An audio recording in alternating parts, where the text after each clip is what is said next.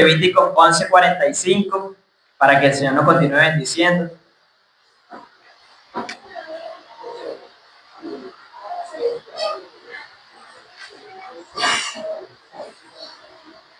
Pero antes de leerlo, quisiera hacer una pregunta y escúchenla bien. Empezaré con esta. Vamos a hacerlo un poco particular. Hermano Roberto, ¿con qué palabra, una sola palabra, usted podría definir a Dios? Una que capture más o menos todo lo de Dios. Sí, una sola.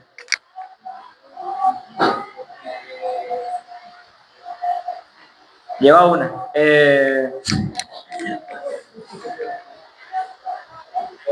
Poderoso. Amén. María Antonia. Creador. Mana Juana. Una palabra para definir al Señor. Excelentísimo. ¿Y usted, mi hermanita?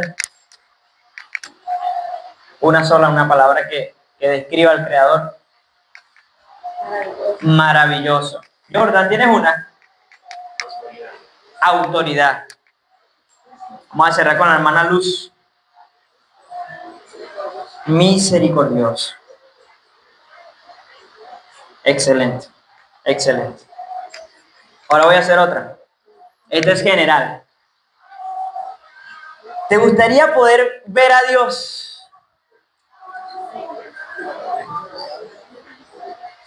Escuché de todo menos amén.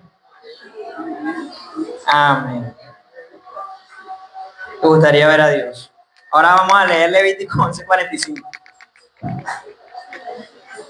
Dice, porque yo soy Jehová, que os hago subir de la tierra de Egipto para ser vuestro Dios. Seréis, pues, santos. Santos, porque yo soy santo. Gracias, Dios, tú eres bueno, para siempre tu misericordia. Permíteme estar de pie ante tu pueblo para tratar de exponer un tema tan complejo, tan excelso. Amén. En el nombre de Cristo. Hermanos, a menudo escuchamos diferentes mensajes referentes a los atributos de Dios. Ustedes, en la palabra que definieron al Señor, hablaron referente a atributos. Recuerdo que la hermana Luz dijo misericordioso, solo habla de misericordia. El hermano Roberto habló de omnipotencia, porque dijo poderoso, ¿no? La hermana Juana dijo excelentísimo, eso puede hablar de la perfección de Dios. Y oímos hablar de su bondad, su misericordia, su infinito amor. Me sorprendió que nadie la dijo. Pero extrañas veces incluso se habla de su santidad, pero solo en términos de pureza. Y muchas veces estos predicadores hacen maromas para evitar hablar ciertas cosas del carácter de Dios, cosas que están en la Biblia. Y hoy vamos a verlas con la ayuda del Señor. Cosas que están en la Biblia. Y una buena forma de conocer a Dios, hermanos, ¿cómo es? Es ver lo que Dios hace.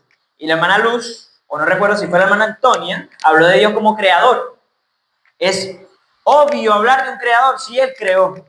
Génesis 1:1 dice, en el principio creó Dios los cielos y la tierra. Creó Dios. Por cuanto creó, Él es creador. Y Jesús, usando este principio, dijo, por sus frutos los conoceréis. ¿A quién? Al árbol, refiriéndose a la persona. Yo no sabía que esa mata era de guanábana hasta que me comí la guanábana, hasta que supe que era una guanábana. Entonces muchas veces por las acciones del sujeto lo conocemos. Porque yo puedo decir que soy bueno, pero mis acciones pueden decir otra cosa. Pero cuando se habla de la santidad de Dios, no se puede entender solo con el mero concepto de la palabra. Y Dios nos ha provisto de muy buena información acerca de lo que significa ser expuestos ante su santidad. Y vamos a entrar ahora en un terreno algo turbio e incómodo para muchos. Terrenos que, como le dije, hay predicadores que hacen maroma para no hablar ciertos temas que son verdaderamente ciertos, ya que están en la palabra de Dios. Vamos a Hechos 5. ¿Qué dije al principio? Que vamos a conocer a Dios mediante lo que Él hace y lo que significa ser expuestos ante su santidad. Por lo menos en Hechos 5, versículo 1, leemos así. Pero cierto hombre llamado Ananías, con Zafira, su mujer, vendió una heredad y sustrajo el precio, sabiéndolo también su mujer. Y trayendo solo una parte, la puso a los pies de los apóstoles. Y dijo Pedro: Ananías, ¿por qué llenó Satanás tu corazón para que mintieses al Espíritu Santo y sustrajeses del precio de la heredad, reteniéndola? ¿No se te quedaba a ti? Y vendida, ¿no estaba en tu poder? ¿Por qué pusiste esto en tu corazón? No has mentido a los hombres, sino a Dios. Al oír Ananías esta palabra, cayó y expiró. Hermano, significa que murió, por si habían dudas. Y vino un gran temor sobre todos que oyeron. Pero la cosa se pone mejor todavía. Y levantándose, versículo 6, los jóvenes lo envolvieron y sacándolo, lo sepultaron. Pasado un lapso como de 3 horas, sucedió que entró su mujer, no sabiendo lo que había acontecido. Entonces Pedro le dijo: dime, ¿vendiste en tanto la heredad? Y ella dijo: sí, en tanto. Y Pedro le dijo: ¿por qué conviniste en tentar al Espíritu del Señor? He aquí a la puerta a los pies de los que han sepultado a tu marido y te sacarán también a ti. Y al instante, ella cayó a los pies de él y expiró. Y cuando entraron los jóvenes, la hallaron muerta. Y la sacaron y la sepultaron junto a su marido. Y vino gran temor sobre toda la iglesia y sobre todo los que oyeron estas cosas. ¡Wow! Hermano, cuando usted ve la muerte de Ananías y Zafira, ¿qué es lo que se nos viene a la mente? Porque el pecado de Ananías y Zafira parece ser un poco menor. Oye, vendieron una heredad, sustrajeron el precio y dieron lo que no era la cantidad. Porque ¿qué pasaba en la iglesia primitiva? Había gozo, había salvación, estaban haciendo, había alegría. La gente estaba tan dada con el prójimo que hasta vendían las cosas y el que no tenía, le daban. Entonces todos tenían y nadie le hacía falta nada y era un gozo hermoso. Y ellos se glorificaban en eso, se regocijaban en eso. Pero ellos, vamos a hacer ese papel del abogado del diablo. Imagínense que esas personas de repente tenían una necesidad y vendieron una heredad en tanto y tenían que darlo. Y, cónchale, mira, acuérdate que tenemos que comprar esto. Vamos a sacar este poquito de dinero. Y convinieron entre Ananías y Zafira. Y sacaron el dinero. Eso es pequeño. Es más, yo creo que eso, la mayoría quizás de nosotros hemos hecho ciertas cosas así. Hemos dicho: cónchale, el domingo voy a ofrendar tanto, pero no voy a tanto. Pero cuando llega el domingo, entonces, cónchale, no voy a ofrendar tanto. Claro, usted no se lo cuenta a nadie. Pero esto parece pequeño para merecer la pena capital. La obra del Señor no iba a dejar de crecer por eso, por ese robo. Digo yo. Dios no necesita dinero. Y es un Dios perdonador. Un Dios de amor. La muerte de Ananías y Zafira tuvo que haber sido, no sé, producto de un infarto quizás. Entonces el autor malinterpretó y creyó que Dios los mató. ¿Verdad? Puede ser. Pero yo sé que ustedes son sabios, hermano. No los voy a tomar por tontos. Bueno, la muerte de Ananías y Zafira fue producto de Dios. Y el problema aquí, hermano, no es solo lo que ellos hicieron, pues estamos hablando del hecho en sí, sino a quién se lo hicieron. ¿Sí recuerdan? El versículo 3 dice, y dijo Pedro a Ananías, ¿por qué llenó Satanás tu corazón para que mintieses a quién? Al Espíritu Santo. Y otra vez es el precio de la heredad. Y después Pedro le dice a la mujer más abajo, ¿por qué conviniste en tentar al Espíritu del Señor? Posteriormente, Zafira también murió. Y sus muertes sirvieron para dejarles claro a los nuevos creyentes de la iglesia primitiva que el Dios que los estaba salvando los amaba, los está salvando, pero que también era un Dios santo. ¿Y qué pasó? Versículo 11. Y vino gran temor sobre la iglesia y sobre todos los que oyeron estas cosas. Vino temor. Si vamos un poquito más atrás, ustedes recuerdan que yo dije que había gozo, había salvación, había crecimiento. Esa alegría que nosotros sentimos cuando se bautizaron los 7 hermanos que se bautizaron en el último bautizo. Yo ese día me fui gozoso, me fui alegre. Así se sentía la gente. El Señor está salvando, el Señor, wow, está haciendo maravillas. Qué lindo es Dios. Es un Dios que salva, es un Dios de amor. Y de repente sucede esto. 2 ejecuciones sumarias, sin derecho a juicio. Pero mintieron a Dios, mintieron al Espíritu Santo. Nos recordó cuando ese proverbio dice, aborrezco toda lengua mentirosa. O sea, había una advertencia, sí. Odia la mentira. Y porque Dios es santo, consumió sus 2 vidas sin derecho a juicio. Fueron 2 ejecuciones sumarias, hermano. Y apréndanse bien en la definición de ejecuciones sumarias. Sin derecho a juicio, a audiencia, a nada. Es algo que ya está advertido y es algo que se ejecuta. Porque ahora vamos a ver otras 2. Levítico capítulo 10.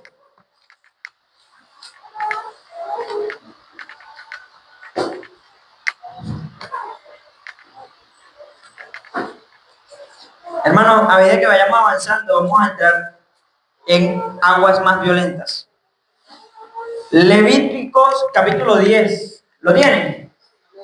Amén. Versículo 1 en adelante dice, Nadab y Abiú, hijos de Aarón, tomaron cada uno su incensario y pusieron en ellos fuego, sobre el cual pusieron incienso y ofrecieron delante de Jehová fuego extraño, que él nunca les mandó.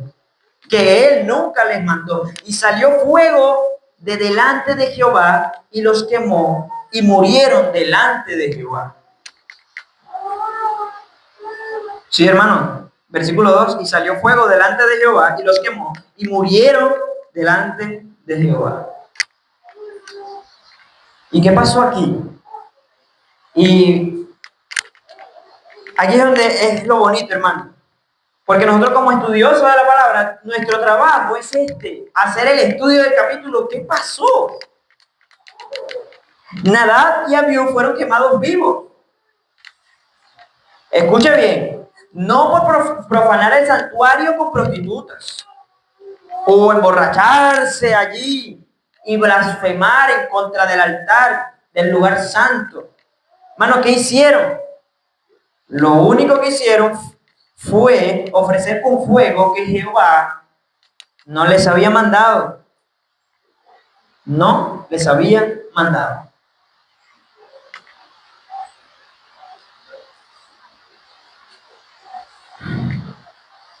Hermano, ¿es suficiente esto para de manera sumaria ejecutar a alguien? Sin derecho a una segunda oportunidad. ¿Qué pasó aquí? Si usted un poquito más atrás a la consagración de los hijos de Aarón, en el capítulo 8, versículo 17, dice, mas el becerro con su piel, su carne y su estiércol lo quemó al fuego fuera del campamento, como Jehová lo había mandado a Moisés. Versículo 21. Lavó luego con agua los intestinos y las piernas y quemó Moisés todo el carnero sobre el altar, holocausto, dolor grato, ofrenda encendida para Jehová, como Jehová lo había mandado a Moisés. Versículo 29 dice, y tomó Moisés el pecho y lo meció, ofrenda mecida delante de Jehová, del carnero de las congregaciones. Aquella fue la parte de Moisés, como Jehová lo había mandado. Hermano, Moisés ejecutaba la orden como era, sin agregar ni quitar. Y Moisés conocía a Dios, y lo vamos a ver más adelante. En el versículo 36, para que usted vea. Y Aarón y sus hijos hicieron todas las cosas que mandó Jehová por medio de Moisés. Todos lo habían hecho bien. En el versículo 35 encontramos una advertencia.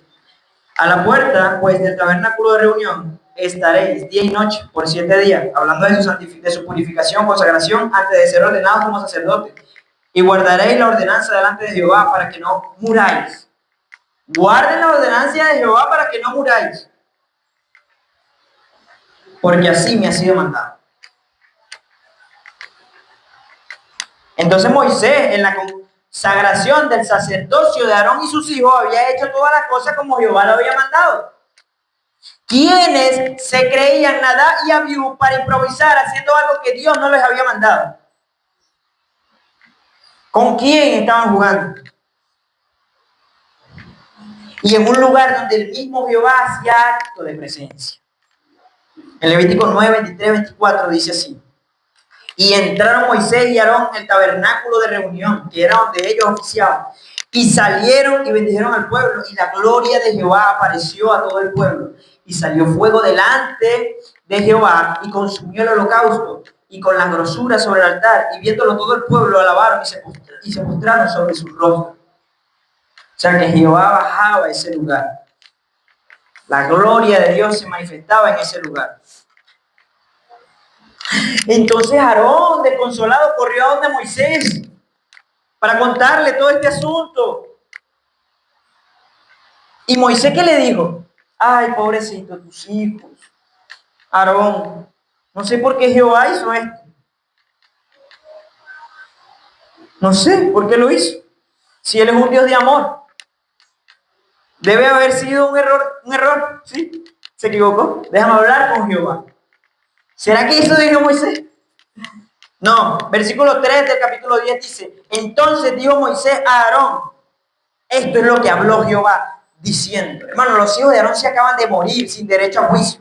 Y Moisés dice esto es lo que habló Jehová, diciendo, en los que a mí se acercan, ¿qué? Me santificaré. Y en presencia de todo el pueblo seré glorificado. Y Aarón, ¡no! No, hermano, Aarón se quedó callado. No protestó. Sus hijos estaban muertos, achicharrados. Vivos. Murieron quemados. ¿Cómo que Dios se santifica matando gente? No entiendo eso. Bueno, hermano, me santificaré significa que Dios mostrará su santidad. ¿La mostró o no la mostró? Y Aarón cayó. ¿Qué más se supone que debía hacer Aarón? ¿Ponerse a llorar? Por lo menos, ¿no? No. Porque Moisés, ¿qué le dijo? Ni se te ocurra ponerte triste, ni enlutarte, ni tú, ni tus hijos, para que ustedes tampoco mueran. Dios mío, ese no es Dios. No. Dios por lo menos me tiene que dejar llorar a mis hijos. Versículo 6 del capítulo 10 dice, entonces Moisés dijo a Aarón y a Eleazar e Itamar sus hijos, no descubréis su cabeza, ni rasguéis vuestros vestidos, en señal de duelo, para que no muráis, ni se levante la ira sobre toda la congregación. Pero vuestros hermanos, toda la casa de Israel, sí lamentarán por el incendio que Jehová ha hecho. Tú no. ¿Y qué pecado hay en llorar a tus hijos? O entristecer. No puedes entristecerte por algo así. Eso es lo que le estoy queriendo decir Moisés a Aarón. No lo hagas porque el Señor se va a molestar contigo y te va a matar. Y a tus otros dos hijos, a Eleazar e Itamar, que iban a reemplazar a los dos muertos. Eso fue rápido. No hay derecho, aquí no hay luto, no hay velorio, no hay nada. Eso es, mira, agarra a tus hijos, que son los que van a reemplazar a estos dos cadáveres exhumados aquí, porque ya necesitamos reemplazarlos.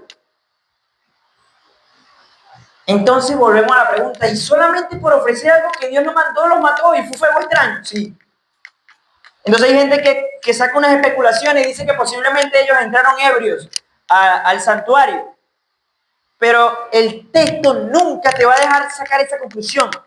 Por lo que dice en el versículo 9, muchos lo afirman, dice, tú y tus hijos contigo no beberéis vino ni sidra cuando entres en el tabernáculo de reunión, para que no muráis. Estatuto perpetuo será para su generación. O sea, Dios les está diciendo, Eleazar e Itamar, y tú también, Aarón, cuando vayan a ministrar delante de mí, no se embriaguen, no tomen cosas alcohólicas. ¿Por qué? Porque posiblemente ellos habían estado ebrios. No nos dice el texto. El 10 continúa, el versículo 9 dice, para poder discernir entre lo santo y lo profano, y entre lo inmundo y lo limpio.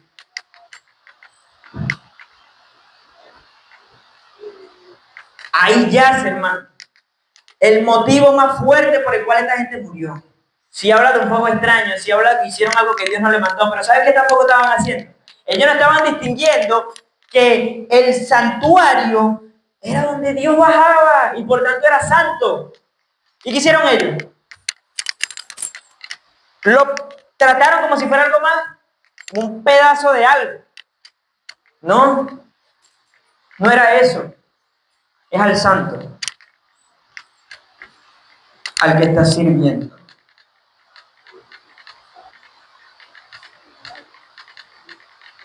Ahora, hermanos,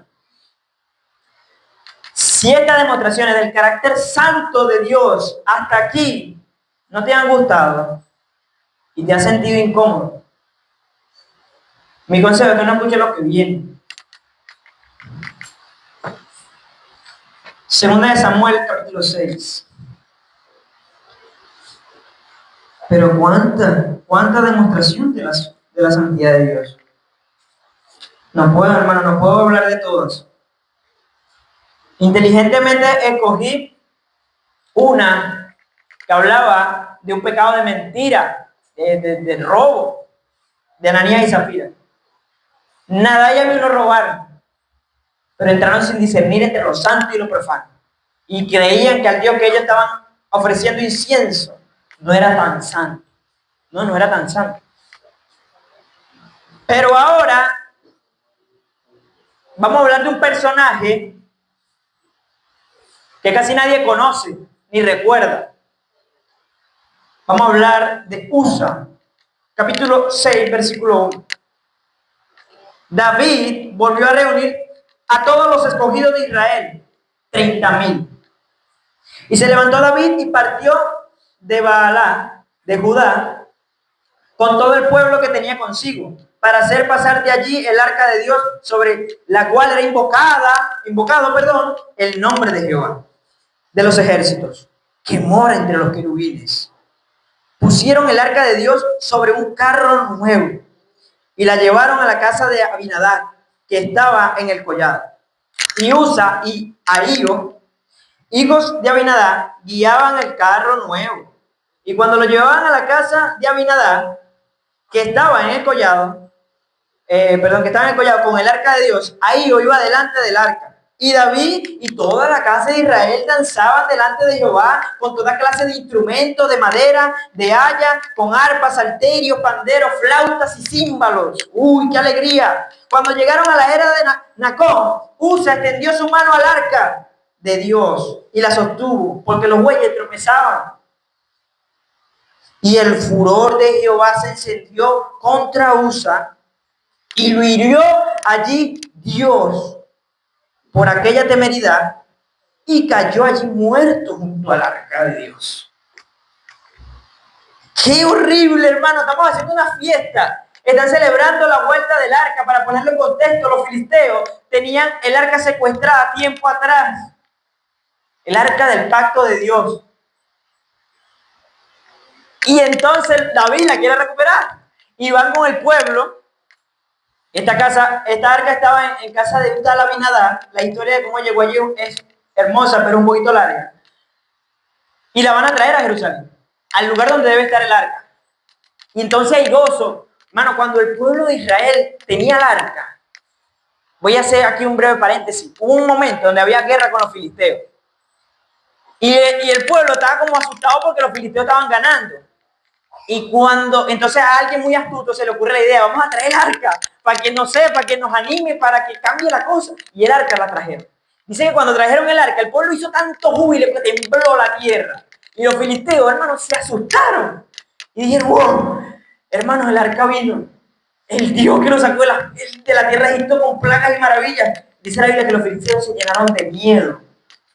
Imagínense ustedes lo que representaba este objeto para el pueblo de Israel. Si para las otras naciones lo hacía temblar, imagínense al pueblo que administraba delante de Sara.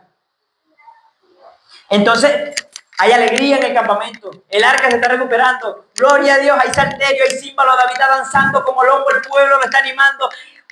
Hay fiesta. Y de repente Dios mata a alguien, hermano. Y lo mata porque quiso agarrar el arca porque tropezaron los bueyes. Y el furor de Jehová se encendió contra Usa y lo hirió allí Dios, y por aquella temeridad cayó muerto junto al arca de Dios. Y aquí sí voy a hacer un paréntesis, hay gente que quiere salvar esto y quieren decir que posiblemente Usa estaba tan admirado por el arca de Dios que cuando la tocó, se emocionó tanto que le dio un infarto. Entonces el hombre primitivo, en su mente nómada, seminómada, como le quieran llamar, como que recibió esa información como que era que Dios lo estaba matando.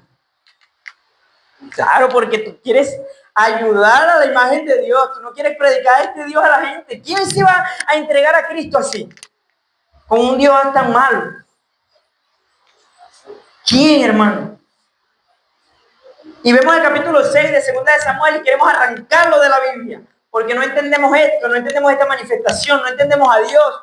¿Por qué mata a alguien que está intentando sostener un objeto que es el arca de él mismo? Se estoy ayudando.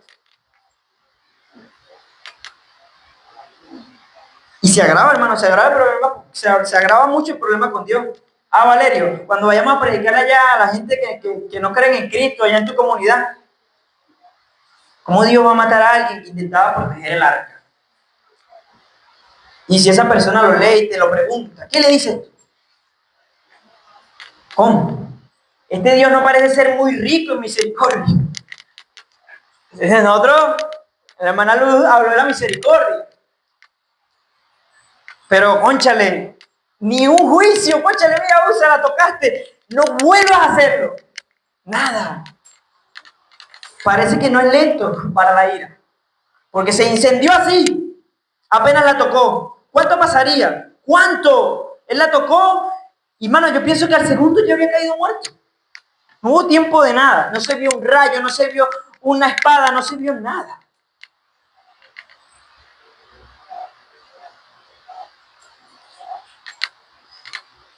Y si te sientes incómodo, está bien.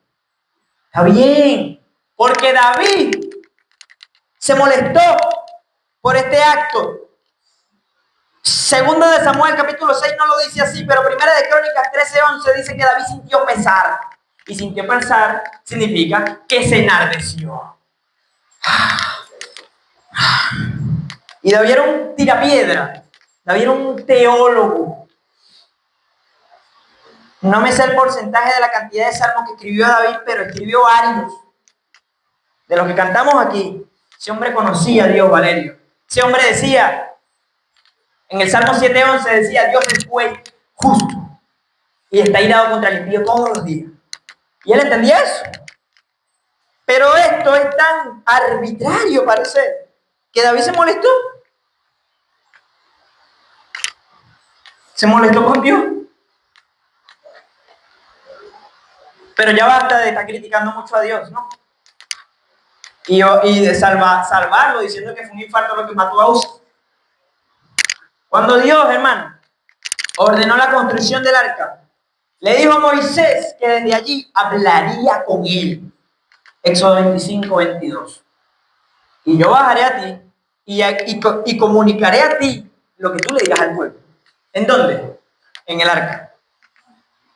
O sea, que en los tiempos de Moisés, el lugar más cercano a la tierra, en la tierra, a la gloria de Dios, era el arca del pacto. Era el trono de Dios en el cual Dios se sentaba a hablar con su pueblo. Vamos a ir entendiendo poco a poco la gravedad. Y no solo eso, hermano.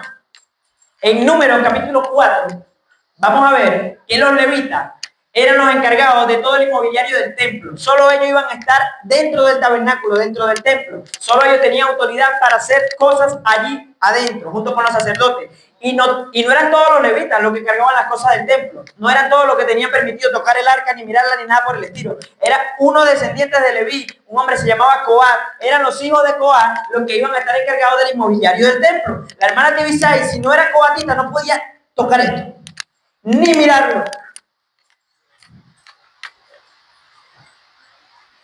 Y lo más probable es que Usa si haya sido un coatita. Si lo haya sido. Porque esa arca estaba en un lugar de la tribu de Leví. Abinadá era de Leví.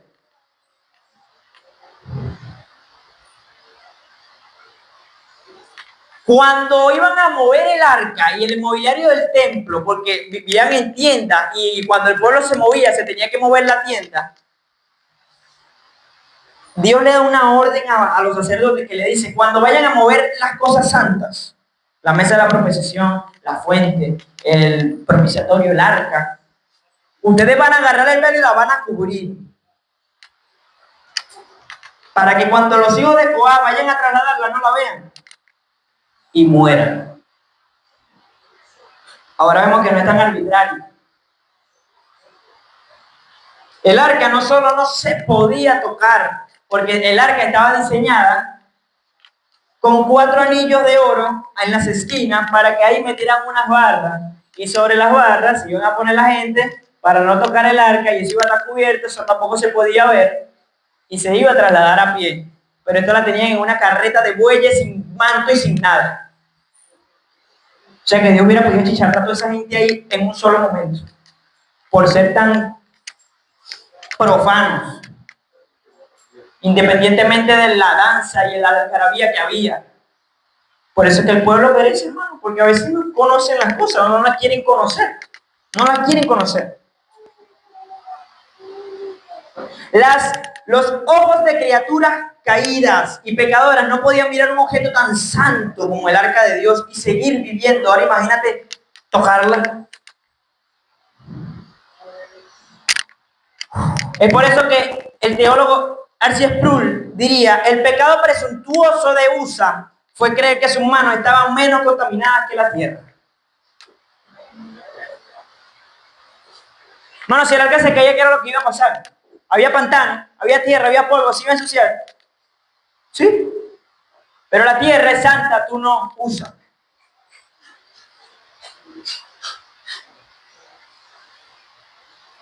La tierra obedece.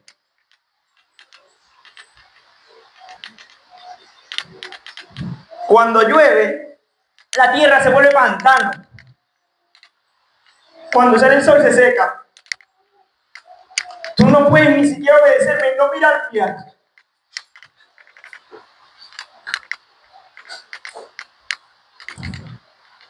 Aterra esto, hermano. Ahora cuando empecé dije, si ustedes querían mirar a Dios,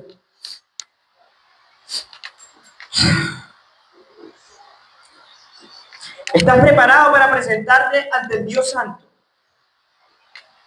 ¿Quieres mirarlo? No escucho, un amén. Y está bien. Aterra esto.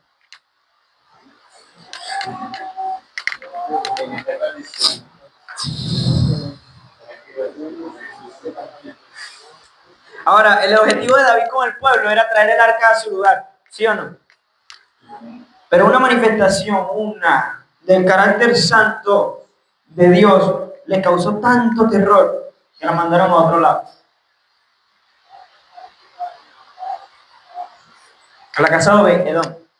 Tu hermano a menudo toma las cosas santas de Dios como si fueran algo profano. que no consideras como santas y serias sus palabras, que su juicio no te sorprende entonces. Hermano, Dios cambia, no cambia. Y como lo hizo en el Antiguo Testamento, lo hizo en el Nuevo. Y lo puede seguir haciendo, si quiere. Cuando quiera, donde quiera. Vemos un hombre que vio la santidad de Dios. Y lo expresó como nadie lo expresó. En Isaías capítulo 6. En el año en que murió el rey Usías. Que parecía que no había rey en Israel. Que había llanto. Muchos teólogos dicen que Isaías fue a consolarse allí.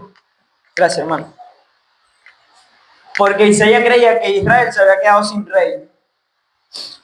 Entonces dice el versículo 1, en el año que murió el rey Usías, vi yo al Señor sentado en su trono alto y sublime, y sus faldas llenaban el templo.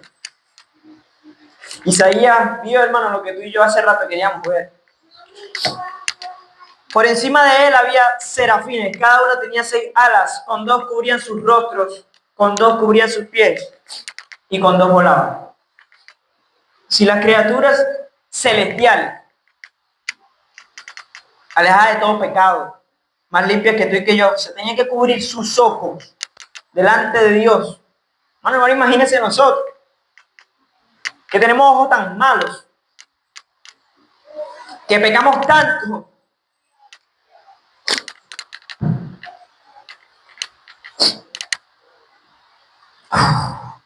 y el uno al otro daban voces diciendo, santo, santo, santo, Jehová de los ejércitos. Toda la tierra está llena de su gloria. Y ni siquiera he definido lo que significa la palabra santo. Hablamos de pureza, hablamos de apartado, pero la santidad de Dios en este sentido habla de trascendencia, de grandeza, de magnificencia. Cuando hablamos de Él como el santo, Apocalipsis 15:4, si no me equivoco, se refiere, solo tú eres santo.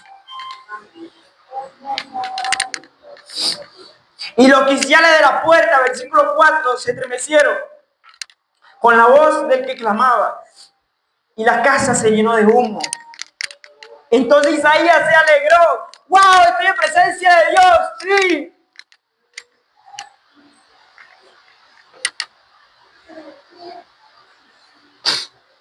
Hermano, esta fue mi semana con más miedo que tuve al predicar este mensaje. Pensaba, ¿cómo voy a terminar? ¿Cómo voy a empezar? ¿Qué voy a decir? ¿Cómo puedo hablar? Y sentía que me acosaban en todos lados, en la camioneta, en el trabajo, en la calle, algo sentía que me estaban mirando. Porque la santidad de Dios abruma, hermano, abruma cuando tú quieres estudiar este atributo de los atributos, diría Stephen Charnock. Isaías se alegró y se regocijó y bailó delante de Dios como David estaba bailando con el arca. No. Isaías dijo, ay de mí, que soy muerto. Porque siendo hombre de inmundos labios y habitando en medio del pueblo que tiene labios inmundos, han visto mis ojos al Rey, Jehová de los ejércitos.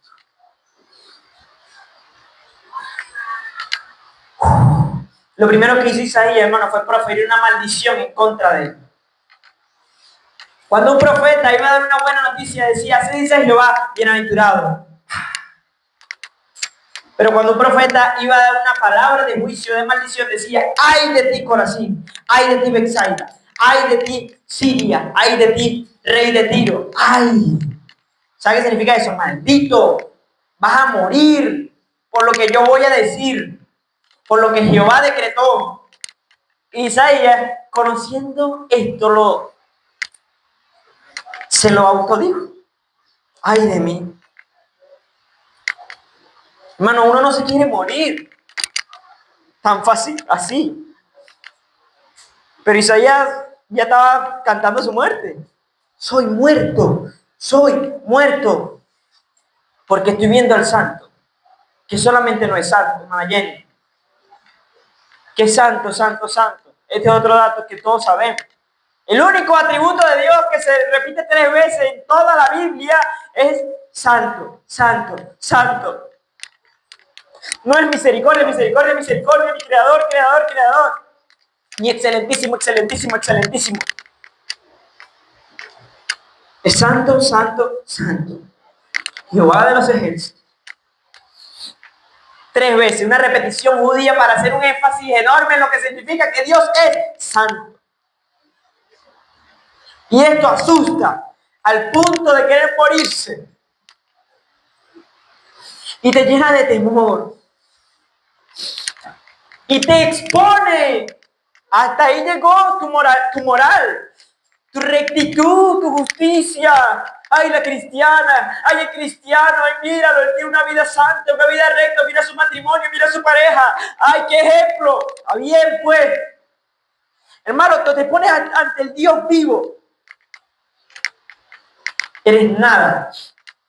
Juan Calvino, un teólogo reformador muy famoso, dijo, de ahí ese temor y asombro con el que, como dice la Escritura en todas partes, los santos fueron golpeados y abrumados cada vez que contemplaban la presencia de Dios. Los hombres nunca serán debidamente conmovidos de su insignificancia, sino hasta que se hayan contrastado con la majestad de Dios. Isaías fue contrastado con esa majestad. Pero Isaías salió vivo. Porque Dios no solo es santo, sino también es misericordioso. Ahora, hermano, vimos cómo Dios mató sin derecho a juicio a hombres pecadores en una demostración maravillosa de su santidad. Pero ninguna de estas demostraciones se comparan a lo que sucedió en la cruz.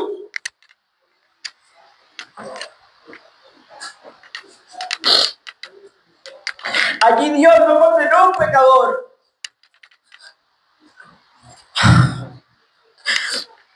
No maldijo una criatura rebelde, sucio, impío, sino a su santo y único Hijo. Dios el Padre abandonó a su propio Hijo en la cruz. No hay una mayor exhibición del aborrecimiento de Dios hacia el pecado. ¿Tú crees que Dios odia el pecado? Bueno, tanto así que cuando su Hijo llevó el pecado tuyo y mío, lo mató. ¿Y todo por qué? Para que criaturas inmundas como nosotros hoy seamos llamados hijos de Dios. Para que una comunidad de impíos hoy sea llamada, en un sentido más bajo, la congregación de los santos. Primero de Pedro 1:16 dice, sed santo, porque yo soy santo. Hermano, si la santidad de Dios no nos ha matado, a nosotros, a mí que estoy aquí, solo a través de Cristo, es por Él, es por Él, es por Él, es por Él, sea la gloria por siempre. Solo a través de Cristo te puedes presentar delante del Santo. ¿Quieres verlo? Sí lo vas a ver a través de Cristo. ¿Quieres estar ante Él y no morir? Sí, a través de Cristo. Vieron que era un problema serio, grande. Pero esto demanda de nosotros algo. Y lo voy a repetir. Primera de Pedro 1:16 dice, sed santos, porque yo soy santo. Me gustaría terminar con un versículo que no sé si lo encuentre, porque no recuerdo dónde está.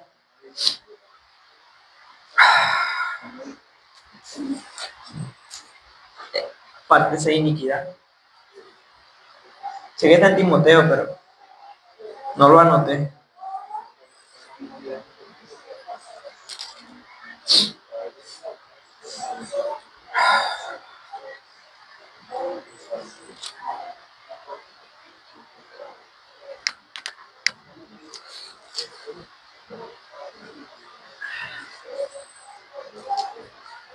Aparte de iniquidad, todo aquel. ¿Dónde está?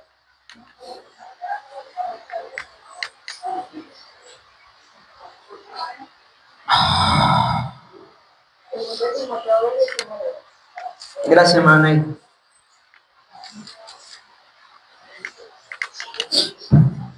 Pero el fundamento de Dios está firme, teniendo este sello. Conoce el Señor a los que son suyos y aparte de iniquidad, todo aquel que invoca el nombre de Cristo. Corre de eso. Huye. Porque Dios no cambia. Oremos. Gracias, Dios, por tu grandeza. Gracias porque has sido bueno. Gracias por no mirarnos conforme a tu justicia, sino a través de el vidrio de tu misericordia, sobre el cual hoy estamos vivos, de pie, gozosos delante de ti, abrumados, al mismo tiempo agradecidos, conmovidos por tu persona, por tu grandeza. Solo tú eres santo, solo tú eres santo, solo tú eres santo. En el nombre de Jesús. Amén.